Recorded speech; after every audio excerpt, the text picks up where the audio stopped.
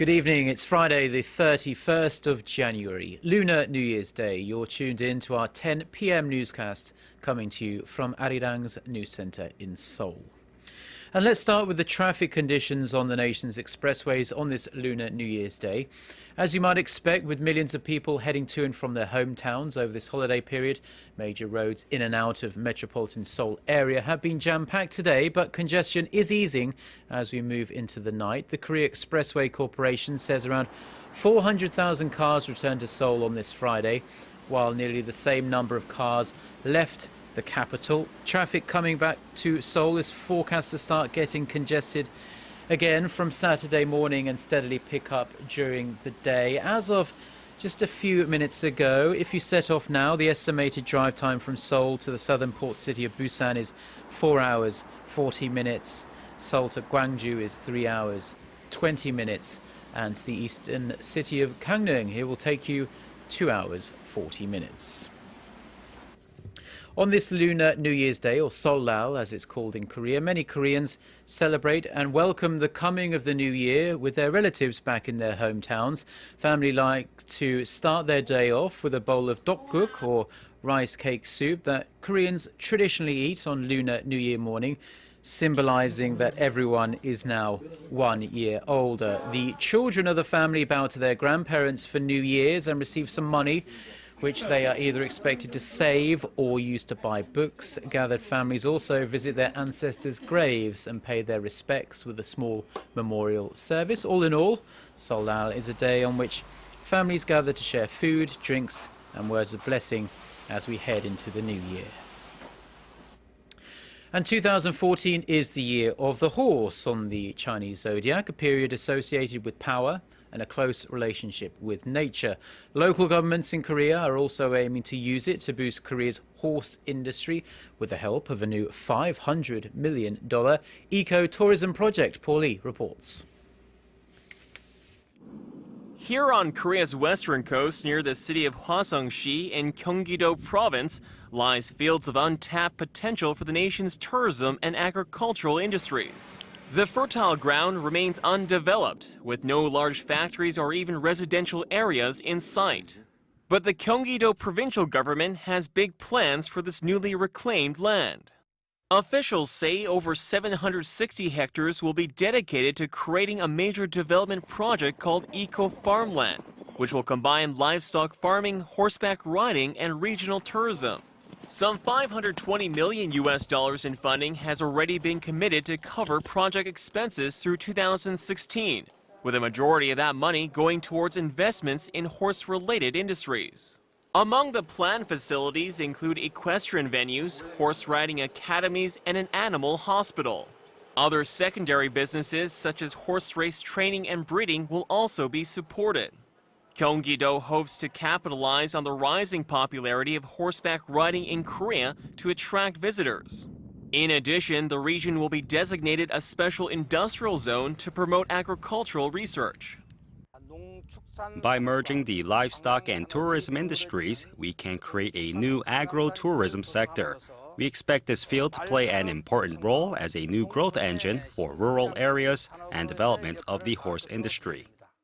From leisure activities and sporting events to scientific research, the eco-farmland venture plans to drive job creation for the region, as well as open a new era of eco-friendly tourism.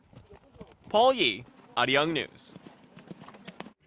Now, in the rest of the day's news, Korea has denounced comments made by Japanese Prime Minister Shinzo Abe, in which he said Tokyo is seeking to refer what it sees as a dispute on Korea's Dokdo Island to the International Court of Justice. Seoul's foreign ministry on Friday said it condemned Abe's remarks made the day before, calling them nothing but meaningless, empty rhetoric. Speaking to Japanese lawmakers Thursday, Abe said he was reviewing whether to bring the issue to the ICJ and that he will respond appropriately. Abe's remarks come a matter of days after Japan's education ministry laid out its guidelines for middle and high school textbooks, which include claims to Korea's easternmost island. The state Senate in the U.S. state of Virginia has passed a resolution which identifies the body of water between Korea and Japan as the Korean name East Sea as well as Japan's name Sea of Japan. Tokyo is unhappy with the development and has made its feelings clear on the matter. Ji Myung-gil reports. A legislative panel at the Virginia House of Delegates passed the EC bill on Thursday, which requires Virginia textbooks to use the Korean name EC as well as Japan's name Sea of Japan. The 5-4 vote in the Education Subcommittee kept alive the Korean American community's hope that Virginia will become the first U.S. state to introduce legislation to identify the body of water between Korea and Japan as the EC. The Speaker of the House spoke up the other day among all our members and said this was an important bill to pass. We recognize the importance of the Korean American community to Virginia, and because we recognize this bill is the right thing to do. The bill now heads to the full House Education Committee, and if the legislation passes the House, the General Assembly will send it to Governor Terry McAuliffe for his signature. McAuliffe said Thursday that if the bill makes it to his desk, he will sign it.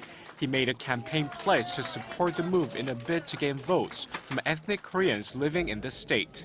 But McAuliffe may face an uphill battle as the Japanese embassy in Washington is ramping up pressure on him. The embassy says by signing the bill, Japan might choose to stop investing so much in Virginia.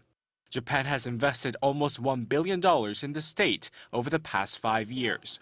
Meanwhile, the world's largest comic strip and cartoon festival, which opened in France on Thursday, exhibited Korean cartoons depicting the Japanese military's wartime use of sex slaves, or as they are sometimes known as, comfort women.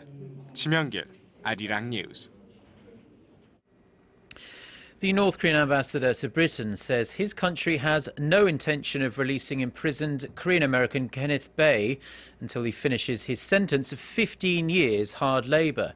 Speaking to Britain's Sky News on Thursday, Hyun Hak-bong said Bae was being treated fairly, but suggested he would not be pardoned before his sentence was complete.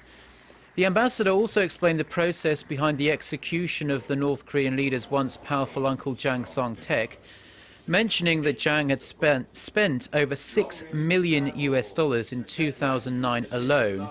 The envoy said Jang was guilty of tremendous crimes against the government, the people and the country. The ambassador also said Jang had confessed to his crimes and was executed by firing squad.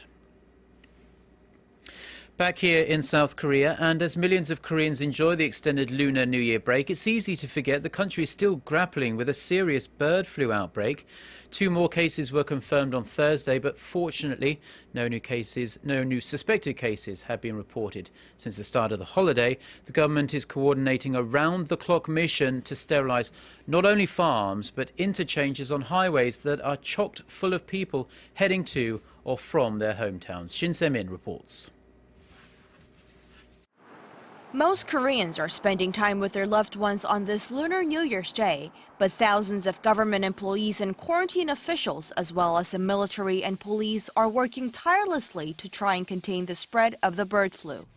Government officials are on duty at sterilization facilities, at interchanges on highways, and at bus and train stations across the nation. 2 more chicken farms reported confirmed cases of the bird flu on Thursday, a disturbing sign that quarantine efforts may only be having a limited impact. Tests came back positive from a chicken breeding farm in Hwasong in the central province of Gyeonggi-do and another in Miryang in Gyeongsang-namdo province in the southeast of the country. The confirmations prompted authorities in Gyeonggi-do province to call all chickens within 3-kilometer radiuses of the affected farms. In Gyeongsang-namdo province, approximately 90,000 chickens will be destroyed in a preventive effort to stop the virus spreading. The contamination in Miryang is especially disturbing as it shows the virus is gradually spreading eastward across Korea.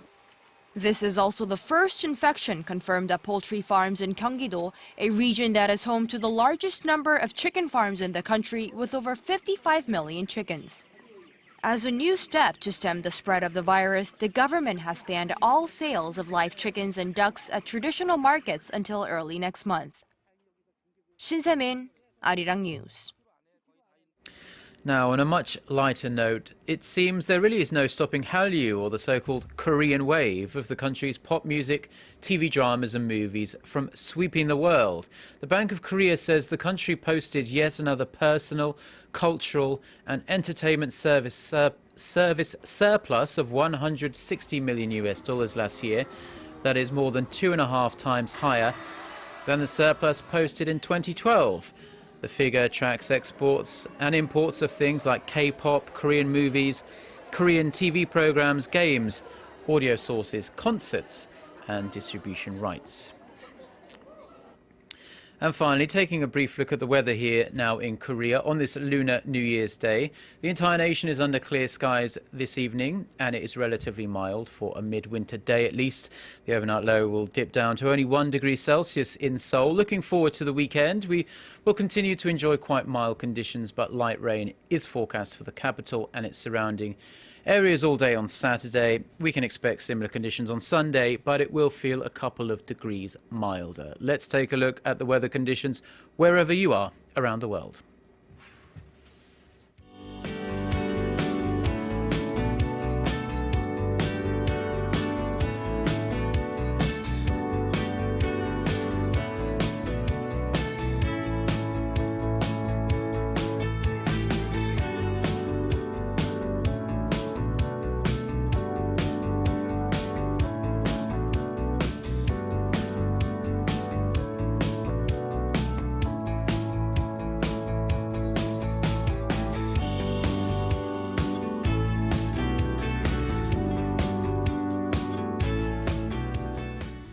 And that's all for now. All the latest news can be found on our website, arirang.co.kr/news. And on behalf of everyone here at Arirang TV, and particularly on the news team here, we wish you all a very happy Lunar New Year and hope you enjoy the rest of your weekend. Goodbye.